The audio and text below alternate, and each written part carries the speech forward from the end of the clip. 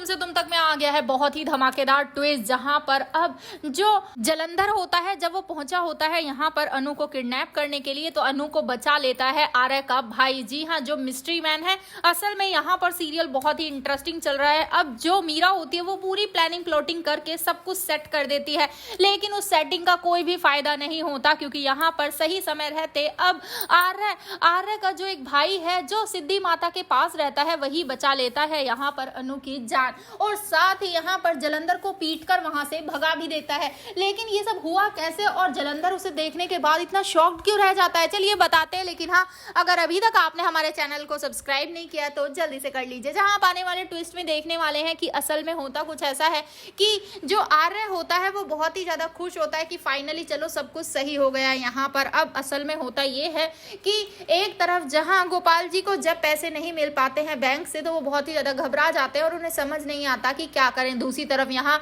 सब हल्दी का फंक्शन कर रहे होते हैं, लेकिन अब आर्य की तरफ तो हल्दी का फंक्शन अच्छे से हो जाता है, लेकिन पूरे मोहल्ले में गाड़ियां ही नहीं आती पानी की, जिसकी वजह से अब यहाँ पर कोई हल्दी हो ही नहीं पाती। सब लोग घबरा जाते हैं कि आखिर हल्दी होगी तो होगी कैसे।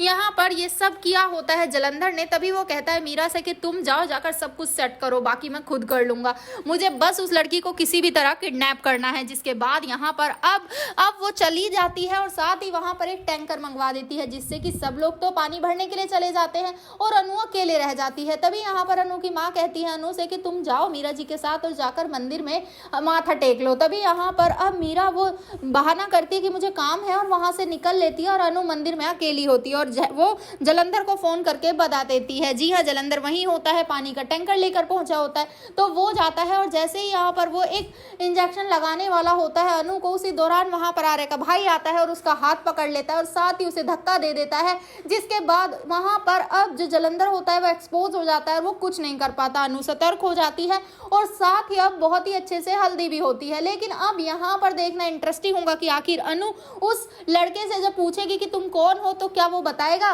कि मैं आर्य का भाई हूँ, मैं गायत्री जी का बेटा हूँ। आपको क्या लगता है? अपना एक्साइटेड आने वाली ट्विस्ट के लिए हमें कमेंट करें। ऐसी खबरों से जुड़े रहने के लिए हमारे चैनल को जरूर सब्सक्राइब कर लें।